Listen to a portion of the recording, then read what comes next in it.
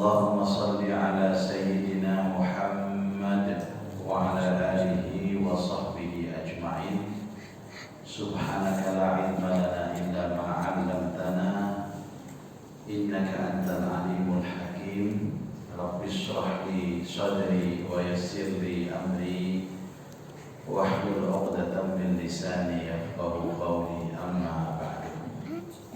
Ma'asyiral hadirin wal hadirat jamaah subuh Masjid Baiti Jannati rahimakumullah. Alhamdulillah, pagi hari ini kita masih diberikan kesempatan oleh Allah untuk melaksanakan sholat subuh serta menjalankan ibadah puasa. Mudah-mudahan semuanya menjadi ibadah yang diterima oleh Allah Subhanahu wa ta'ala, dan sampai akhir Ramadan kita selalu diberikan sehat walafiat. Al-Fatihah. A'udzu billahi minasyaitonir rajim. Bismillahirrahmanirrahim. Alhamdulillahi rabbil alamin arrahmanir rahim maliki yaumiddin. Iyyaka na'budu wa iyyaka nasta'in. Ihdinas siratal mustaqim. Shiratal ladzina an'amta 'alaihim ghairil maghdubi 'alaihim waladdallin. Amin. Kami ngajeng berai ini. Berai ini. Nasi Daryoyo.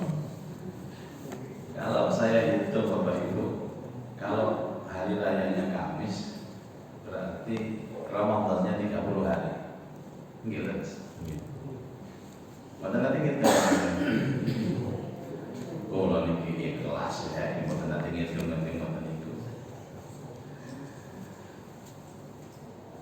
Insya Allah Kamis besok libur karena hari raya. Baik, Bapak Ibu sekalian, pagi hari ini akan dijelaskan tentang bagaimana proses wahyu turun. Ada beberapa proses yang pernah dijelaskan oleh Ibnul Qayyim Al-Jauzi rahimahullah ta'ala tentang wahyu ini. Jadi ada sekitar 7 proses, dan ini tidak berlaku untuk orang lain kecuali hanya kepada Rasul Shallallahu Alaihi Wasallam. Artinya kalau panjenengan merasa sama dengan proses ini, itu juga bukan berarti panjenengan Nabi. Wah, kok pada Nabi? Jadi Nabi itu sudah dipakemkan menjadi akidah Ahlussunnah wal Jamaah bahwa tidak ada Nabi setelah Nabi Muhammad. La nabiyya min ba'di, tidak ada Nabi setelah saya. Jadi kalau ada orang mengaku Nabi, wajib ditolak dan segera dilaporkan kepada aparat supaya ditangkap. Makanya banyak di Indonesia itu nabi-nabi yang masuk penjara. Salah satunya dulu ada namanya Pak Musaddiq. Pak Musaddiq itu mengaku nabi yang ke-26. Kemarin muncul lagi Pak, namanya Zhang, Cino itu. Sekarang dikejar-kejar Interpol karena posisinya ada di luar negeri. Dia mengaku menjadi nabi yang ke-26 untuk meneruskan ajaran nabi yang ke-25. Monggo sampeyan berdoa ngeten sampeyan apaken, Pak? Nek aku ya tak dari zakat mal. Jadi ada yang berusaha memancing di air keruh supaya menyulut emosi dari kaum muslimin. Nah, kalau emosi itu akhirnya dicari kesalahan.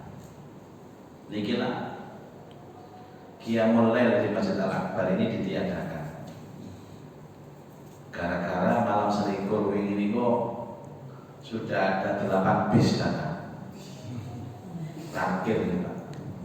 Ini kalau dibuka malam 23-nya mungkin ada 10 bis, malam 25 mungkin ada 20 bis.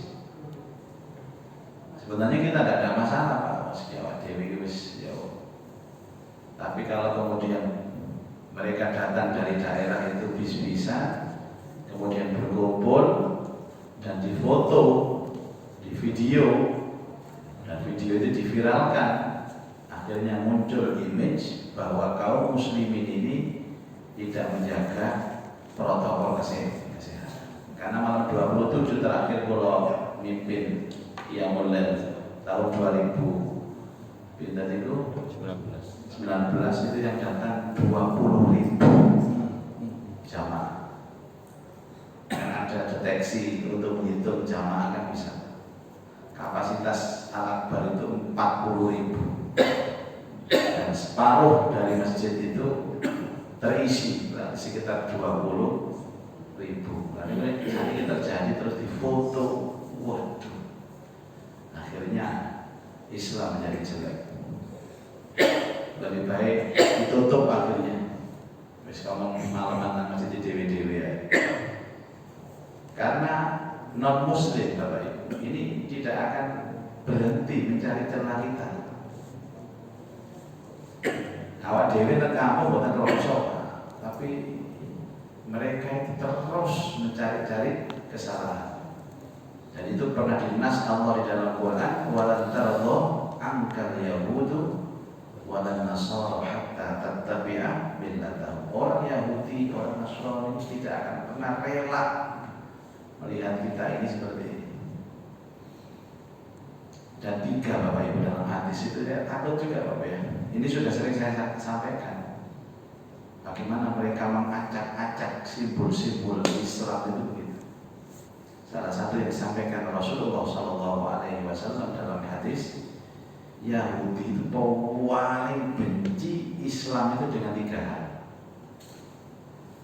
1, paling benci kalau Islam itu sholatnya guyub dan sopnya rapat. Itu Nabi loh. Nah, makanya kan ini senang mereka itu. Dan memang dibikin begini. 1. Yang kedua, mereka paling senang itu kalau paling tidak senang itu kalau mereka itu, kalau kaum muslimin ini kalau ketemu saling menyapa, yang dibuktikan dengan jabat tangan. Kemarin saya ceramah di Bia Cukai, Duhur itu di Bia Cukai. Saya salaman ini, nggak direken apa? Karena ini kan, salaman ini, ya Allah ini tidak salaman juga. Dan itu mereka sudah berhasil Pak begini Pak. Dan kita biasa-biasa saja. Kita seakan-akan ini ada COVID gitu. Padahal tidak, ini isu-isu yang sudah menjadi isu agama. Yang terakhir ini Pak ya, Yahudi paling benci dengan kita itu kalau kita bertemu saling rangkul-rangkulan, saling senyum. Ya apa kabarnya? Nah saat ini sama betul sakit Pak, senyum nih, maskeran. Dan mereka berhasil Bapak Ibu. Mereka sekarang ini tasakuran Pak, merayakan keberhasilan atas prestasi benar-benar telah merubah simbol-simbol prinsip Islam dari regangnya sop, salaman, dan juga masker. Tapi insya Allah tak berlaku dan semami. Luar biasa. Kita menganggapnya isu biasa, mereka berhasil. Itu simbol-simbol. Makanya kita ini ekstra hati-hati. Jamaah, kemarin ada statement dari Majelis Ulama bahwa hari raya sebaiknya di rumah. Jadi MUI Jatim itu mengatakan hari raya di rumah. Suratnya sudah beredar, tapi tidak usah ngereken. Karena saya ngereken. Ya Allah. Jadi umat ini Pak, menurut saya yang melemahkan ya ulamanya sendiri dengan alasan protokol kesehatan. Protokol kesehatan. Saya dari awal ceramah di sini Bapak Ibu. Kalau virus saya percaya. Kalau wabah saya tidak percaya. Bedakan Pak ya, virus sama wabah itu. Kalau wabah itu terpapar sehari mati di hari itu wabah. Nah sekarang tidak, di swab positif, masih karantina mandiri 14 dino, tiba waras, terus pulih. Kalau wabah, topon itu pagi kena, siang mati, siang kena, sore mati, itu topon. Nah kita ini kan di swab dulu, kadang-kadang swabnya benar, kadang salah. Kemarin ada swab antigen itu yang expired. Akhirnya tambah loros yang di swab ini. Betapa lemahnya kita Indonesia, lemah sekali. Ya Allah. Wis iki terus ada emosi batal kosong maca kitab. Pertama, Bapak Ibu, mimpi wahyu itu prosesnya dari mimpi yang hakiki. Mimpi, Pak. Jadi Rasulullah SAW bermimpi, dan di dalam mimpi itu kemudian turun wahyu. Pak jenengan nanti belajar tentang mimpi ya, Pak. Kenapa ada orang bermimpi? Ada mimpi diuber Satpol PP. Kayak melayu Pak. Ciapu di sini. Sing paling enak itu mimpi dicopot ulo. Napa nih Pak? Oleh jodoh. Dan wahyu itu juga dengan mimpi. Dan mimpi ini disebut dengan ru'yatus shalihah. Jadi melihat sesuatu yang baik. Yang dulu pernah ada seorang nabi yang oleh Allah diberikan kelebihan bisa menerjemahkan dan mentakwil mimpi, namanya ta'wilul ahadits. Siapa nabi itu Bapak Ibu? Nabi Yusuf alaihi salatu wassalam. Jadi Nabi Yusuf itu adalah nabi yang memang diberikan kemampuan untuk bisa tahu tentang mimpi.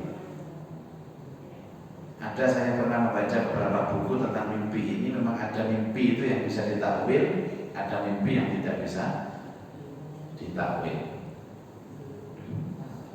Yang kedua, terus bapak-bapak kadang-kadang mimpi kepada orang tua jenggot putih, terus putih ya, ibu mau dalu mimpi, enten orang tua jenggot putih. Adik tiangnya gobor bisa. Oh sama ini apa Pak? Mantul mobil apa jadi? Anggur cap orang tua. Kalau pola ini betul ngerti mimpi sama Napoli ya no. Kalau betul nanti sinau masalah itu biasanya orang indikator tentang perdukunan betul ini Pak. Kalau betul ngerti, betul saya itu. Kalau ini masya Allah. Bapak Ibu, setan itu bisa menjelma apa saja dalam mimpi. Jadi berhati-hatilah. Berhati-hatilah. Awak dewi ini buatan nabi. Nabi itu karuan gak tahu maksiat. Ini maksiat itu wadah. Adik mimpi itu wis turune gak wudu, teko yang gak besok, gak dungu, moro ngimpi kepada orang tua jenggotan itu. Itu biasanya setan yang menjelma. Jadi 100% mimpi, yang 90% itu biasanya setan. Yang nomor dua, apa yang disusupkan ke dalam jiwa dan hati Rasulullah tanpa dilihat. Sebagaimana dikatakan Nabi SAW, sesungguhnya Ruhul Qudus menghembuskan ke dalam diriku bahwa suatu jiwa sama sekali tidak akan mati hingga disempurnakan rezekinya. Maka bertakwalah kepada Allah, baguskan dalam meminta, dan janganlah kalian menganggap lamban datangnya rezeki sehingga kalian mencarinya dengan cara durhaka kepada Allah. Karena apa yang ada di sisi Allah tidak akan bisa diperoleh kecuali dengan taat kepadanya. Jadi langsung Bapak Ibu, hatinya merasa kuat. salah satu yang diwahyukan itu tentang masalah keimanan. Rasulullah pernah mendapat wahyu di dalam Al-Quran yang langsung masuk ke hati sanubari beliau tentang perintah bertawakal kepada Allah. Jadi tawakal itu pernah disampaikan Jibril secara langsung tanpa melihat Jibril, tapi tahu-tahu Rasulullah itu yakin. Salah satu kalimat itu adalah bahwa jiwa tidak akan mati sampai disempurnakan rezekinya. Inilah pelajaran tauhid yang paling mendasar. Orang tidak akan mati kalau rezekinya masih ada. Jadi jenengan iki seorang pergi jagai rezeki tak sehat. Biasanya kan orang itu ragu-ragu kepada Allah ini kan masalah rezeki, masalah rezeki. Padahal orang itu kalau sudah mati ya rezekinya habis. Kalau masih hidup rezekinya masih ada. Terutama bapak-bapak, sih kalau duit ini gimana? Ini ibu-ibu kata nemen kalian dari mulai. Makanya ibu-ibu kadang-kadang anak zalimi kalau ibu-ibu sing lanang nyambut gawe koyo ngoten, sing wedok kata turu wae nang. Mari turu tangine ya WA nang kanca-kanca. Ini buatan ibu-ibu mriki, ibu-ibu daerah tebe mriki daerah Kota Utara atau Putih. Apa sih diolehi kali bojone koyo weweke ngono. Dadi bayarane bojone koyo bahane ngono. Padahal nggih boten. Haknya istri itu ya kebutuhannya istri. Ini Pak, duwe Pak, ada kalau Pak ya. Kalau tak kayak iki kayak samu sekolah itu ya. Liane dicekel sampai itu. Pokoknya apa sing teko bojone koyo weweke ngono. Nah, sing mana kawannya Pak sing wedok ya menengae ngaplo ae. Ya sekawan. Engko nek njaluk dhuwit kanggo tuku kopi napa tuku pangan aku njaluk dhuwit. Gak usah kopi gawe dhewe nang omah. Gak usah nang warung. 5.000 lho, 5.000. Gak usah. Macam-macam ae nang omah ya enak.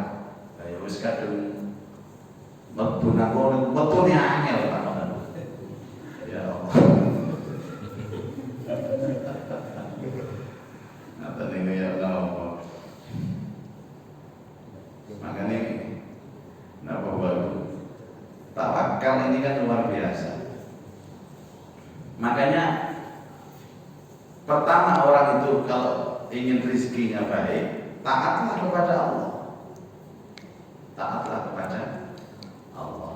Jadi Bapak Ibu, orang itu kalau memperoleh rezeki yang diawali dengan ketaatan, maka rezeki ini yang disebut dengan rezeki yang barokah.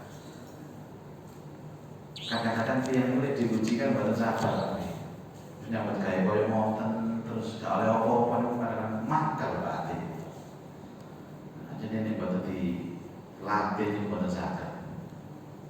Ya apa sih Allah Ta'ala itu aku wis nyambut gawe koyo ini. Kok rezeki ini kata-kata kok sih? Ini gitu Pak.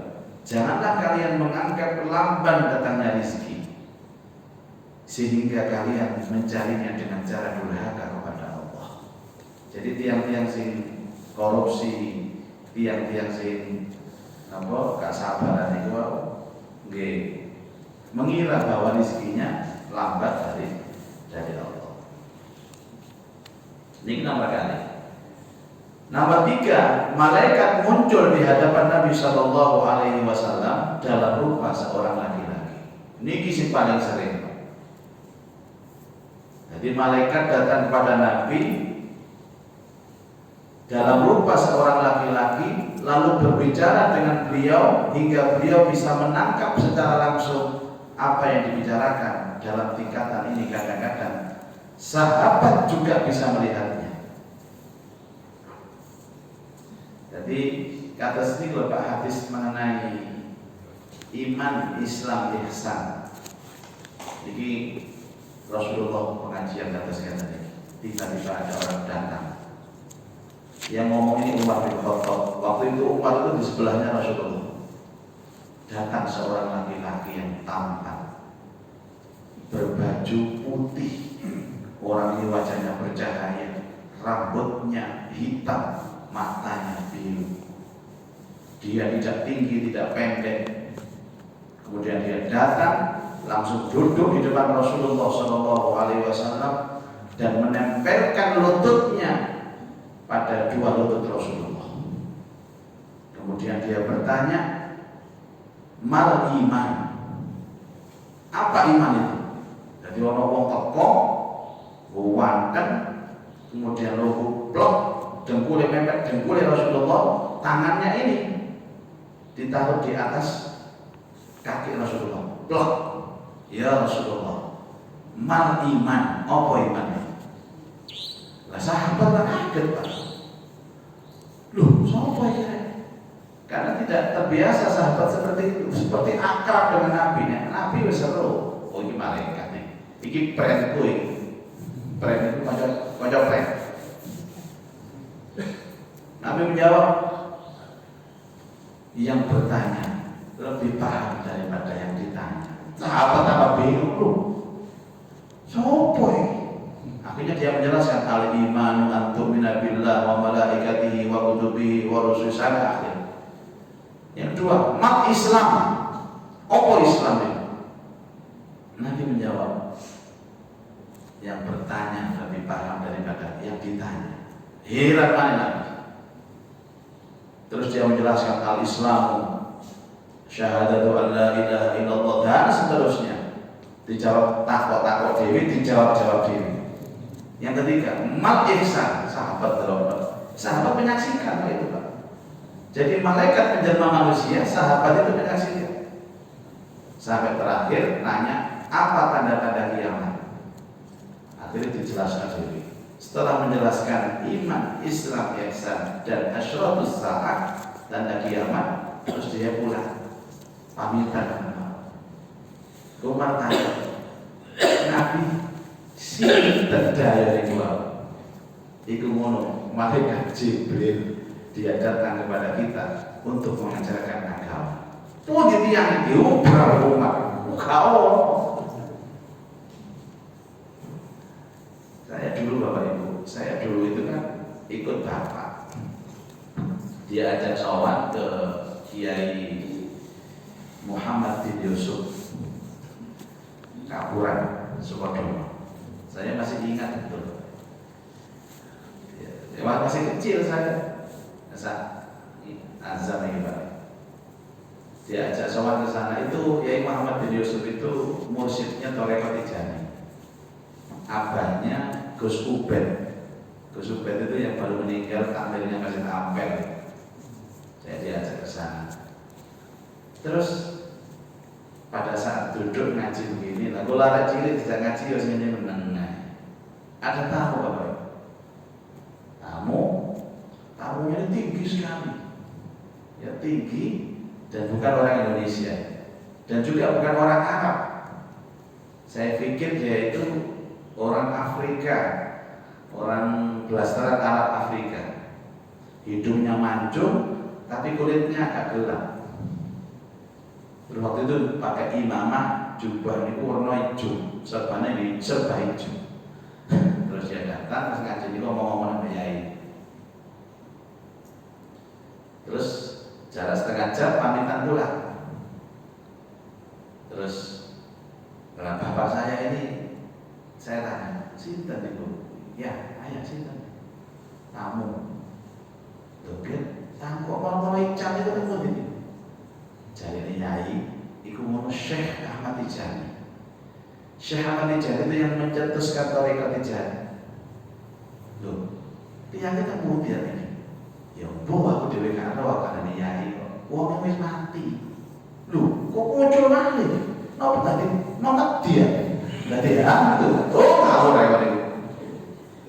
Terus dia menjelaskan, itulah kasus dulu pernah Rasulullah didatangi oleh tamu, yaitu malaikat Jibril.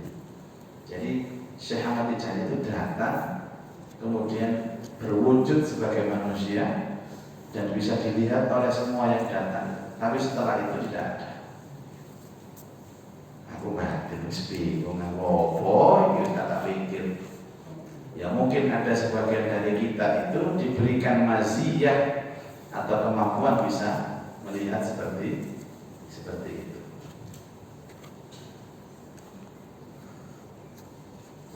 Ini juga kasus Bapak Ibu. Jadi kalau nangani kasus ada tokoh di Surabaya ini yang istrinya meninggal dunia. Tokoh. Kalau tokoh itu pasti disebut namanya, mesti semerang sama. Istrinya meninggal. Tidak tahu kenapa anak-anaknya ini sepakat kalau ibunya ini dikubur di rumah. Tidak mau dikubur di pemakaman umum. Nah, salah satu dari saudaranya ini, adiknya yang almarhumah ini telepon saya. Gimana Pak Ustaz? Anak-anaknya ini kekeh minta ibunya dikubur di rumah. Ya nopo nih Pak? Kalau jangan. Wis dia apa-apa ojo. Dan kalau itu wasiat, ini wasiat yang tidak boleh dilakukan.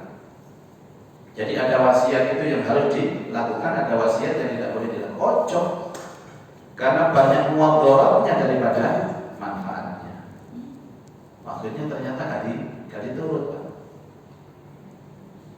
Dikubur tegeriyo yang ruang tamu. Kenapa alasan saya harus dikubur di tempat umum? Orang itu kalau dikubur di tempat umum Pak, satu ada yang ziarah dan dia berdoa, maka seluruh kuburan itu dapat doanya. Karena pasti dia salam, assalamualaikum ya ahlal kubur. Lah itu ziarah sopo. Nah anaknya itu nanti saya akan tinggal di tempat mama ini. Saya yang tinggal di sini maksudnya mana? Nanti saya temani mama tiap malam di sini. Seminggu tok Pak, sing ketok kira-kira. Ditinggal sepi akhirnya, gak karuan. Lah kalau sudah sepi kan jinnya datang semua Pak. Dan betul adiknya ini tiap malam didatangi katanya, tiap malam didatangi. Ya seperti orang datang. Terus ini dalam proses apakah diteruskan di situ, apa dibongkar? Bukan nurut aja. Akhirnya saya suruh untuk ya doa, kemudian baca Quran. Akhirnya sekarang ini sudah tidak datang lagi. Nah, tapi siapa sedungan ini? Nanti akan saya sewa orang untuk berdoa. Nanti bayar uang untuk berdino tahlilan itu. Nah, sapi kalau kekuatan membayari uang itu kita umum. Jadi Bapak Ibu, keuntungan orang dikubur di pemakaman umum itu, kalau ada yang ziarah, semuanya ikut Bapak Ibu. Nah, dikubur itu izin, karena si ziarah ya wis lah. Apalagi syukur-syukur kuburannya itu kuburan orang-orang soleh. Tadi ini kirian itu ada kuburan habaib Bapak Ibu. Dulu ada istrinya Kapolda itu mau dikubur di Ampel, tak boleh sama pengurus Ampel, akhirnya dibawa ke Girian. Setiap hari yang ziarah itu banyak sekali, dan pasti berdoa di situ. Otomatis orang-orang yang di sekitar pemakaman habaib ini dapat kiriman doa itu. Nah, ini izin ya apa nih izin?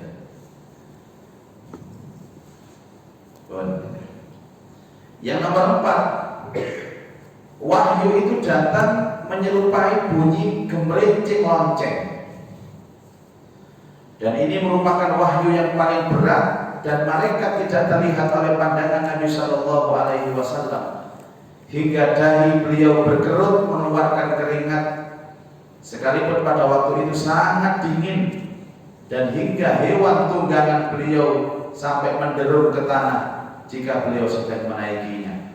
Wahyu seperti ini sekali pernah datang tatkala paha beliau berada di atas Zaid bin Sabit, sehingga Zaid merasa keberatan dan hampir saja tidak kuat menyanggahnya. Ada suara Bapak Ibu seperti lonceng.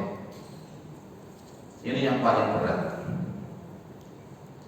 Yang nomor 5, Nabi Shallallahu Alaihi Wasallam melihat malaikat dalam rupa asli, lalu menyampaikan wahyu seperti yang dikehendaki Allah kepada beliau. Wahyu seperti ini pernah datang 2 kali, sebagaimana disebutkan Allah di dalam surat An-Najm. Ini paling berat ya Pak. Wujud malaikat. Jangan nanti pada malaikat. Insya Allah panggil malaikat Israel. Nabiullah Ibrahim alaihi salatu wassalam itu nanti keluar rumah. Waktu itu di dalam itu ada namanya Ibu Sarah di rumah. Terus ketika pulang ke rumah, dilihat rumahnya, kok ada orang laki-laki di mana? Langsung konsopo. Di rumahnya ada istrinya. Konsopo. Orang laki-laki masuk rumah orang tanpa permisi, sementara di rumah itu ada istrinya. Sopo. Jadi Ibrahim sampai pada ditonyo itu buat tamu itu. Kok sopo? Malaikat menenang. Aku guakan. Lu sopo ini? Bojone dilalu. Sopo kayak gini? Nek jauh saya gendano ta. Tapi buatan mungkin Ibrahim ngomong ngoten itu panggil Ibrahim lagi. Sabar. Sabar Pak. Sabar ya. Kamu tidak sopan. Sing lanang metu teko omah kan mlebu omah sementara di dalam ada istrinya. Saya ini adalah utusan. Utusan siapa? Utusan zat yang menciptakan kamu. Sopo ya? Aku ini malaikat. Suwang jelas ini semua. Aku ini malaikat. Malaikat. Iya malaikat. Aku ini malaikat diutus oleh Allah untuk datang kepadamu. Oh, ya ngomong kan mau. Lah kok kamu aneh dah ada ini. Nek kira-kira Surabaya kan deh Pak, kira-kira dialog ini. Itu. Tuh, malaikat itu bukan koyo-koyo iki. Enggak. Salah satu bentuk malaikat yang datang kepada nabinya itu kadang-kadang menyerupai seorang laki-laki yang tampan. Nah aslinya kalau yo kadang ini enggak. Nah aslinya apa? Ya aslinya ya biasa wujud malaikat. Tuh aku kepingin ngerti apa aslinya. Ojo. Ustaz, pengen bisa nih ngerti wujudmu. Ustaz, kalau ada molor nih guys. Teman bisa nih, jadi maksud sekali saja. Kalau siap adalah aku asli. Ya siap kau kepingin kok. Bisa pejamkan matamu, kemudian buka. Nanti kamu akan melihat wajah asli. Dipejamkan mata Ibrahim, dibuka, benar semaput Ibrahim. Semaput. Kemudian dia sadar, malaikat sudah berubah lagi menjadi seorang laki-laki tampan. Ya apa? Kepingin dalam mana? Kau usah habis cukupin ya. Namun lo coba berkorok. Ibrahim ditanya sama istrinya, kenapa Pak? Tidak ada wujud yang mengerikan dan tidak pula aku pernah melihat wujud itu di dunia ini kecuali wujud malaikat itu sendiri. Jadi banyak kalau usah deh kepingin kalau malaikat atau apa itu mengerikan Bapak. Ada yang punya sayap 2 masna, ada yang punya sayap 3 wasulasa, ada yang punya sayap 4 waruba. Jadi yang bisa melihat malaikat dalam konteks ini adalah hanya para nabi dan rasul.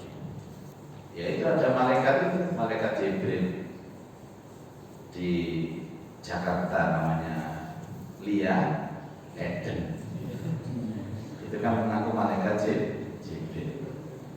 Terus nabinya Musaddaq itu Akhirnya ditemukan sama polisi di penjara. Jibril, kon kenal apa ya? Nabi kita. Enggak ya. Jadi polisi itu orang lucu nih, Mas. Jadi malaikat ini akan ditemukan oleh nabinya di penjara. Nabi ini jenenge Musaddiq, malaikatnya jenenge Lia. Dan Madura ini kuwi sing ngaku paten sampan ngaku nabi. Tapi wong gak gandeng belas. Welek wiren kuru ngoten niku jenenge sinten iki? Tomo ta sinten? Mosok nabi Tomo wae. Kulo delok berita nang koran delok. Nek ini carane ya sing pantes ngaku nabi ku aku dipadheki. Aku sih ora pantes iki. Nggih. Musa, Nabi Musa, kira ya wis paring Nabi Tomo. Ada orang kubur ngoten wireng dowe ngoten model tiyang. Ya Allah.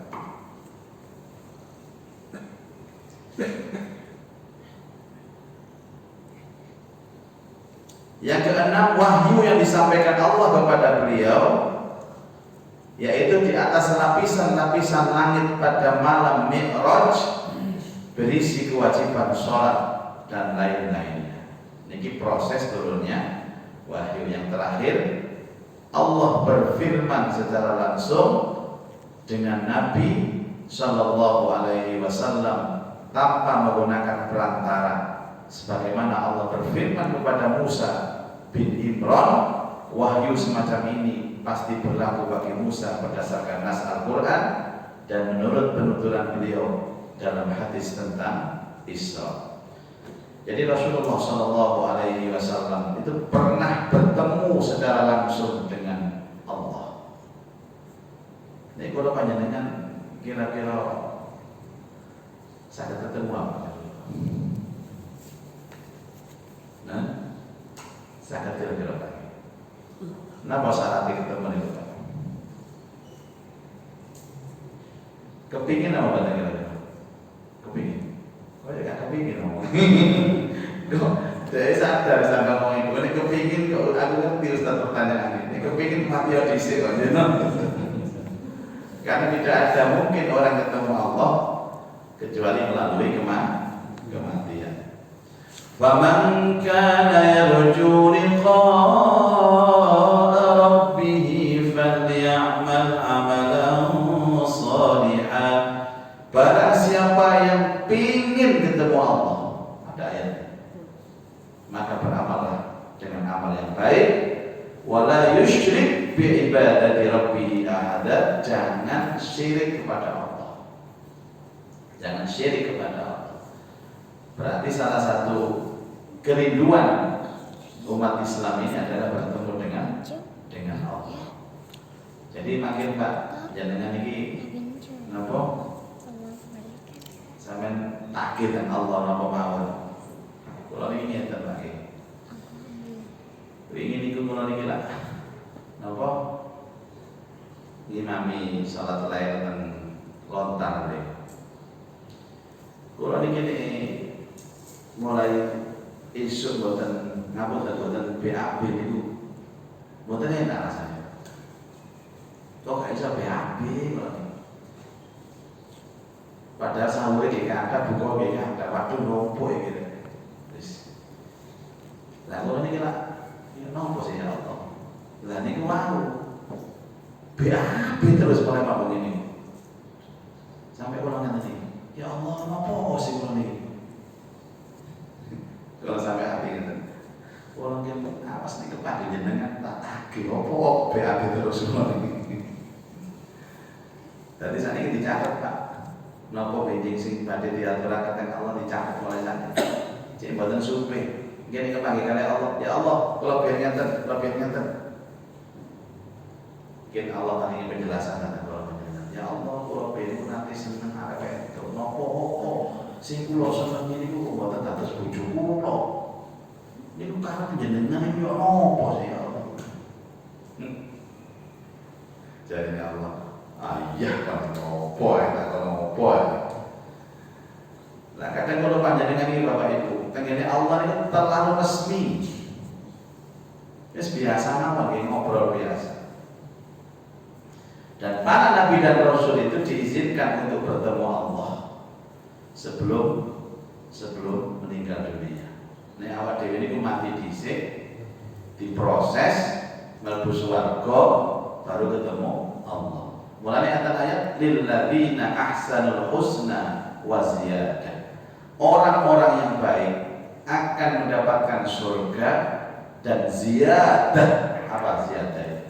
Tambahan kenikmatan. Dan tambahan kenikmatan itu adalah bertemu dengan Allah. Allah akan menyapa orang-orang penghuni surga. Kalimatnya ada dalam Quran, salamun qaulan mir rabbir rahim.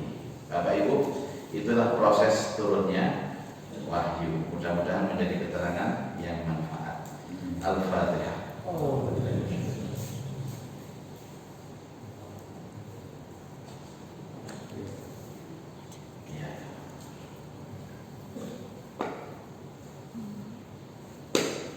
A'udzu billahi minasyaitonir rajim. Bismillahirrahmanirrahim. Alhamdulillahirabbil alamin. Allahumma shalli ala sayyidina Muhammad wa alihi wa sahbihi ajma'in. Allahumma anfa'na bima 'allamtana wa 'allimna ma yanfa'una wa zidna ilman nafi'a. Allahumma arzuqna fahman nabiyyin wa hifdzal mursalin wa ilhaman malaikatil muqarrabin bi rahmatika ya arhamar rahimin.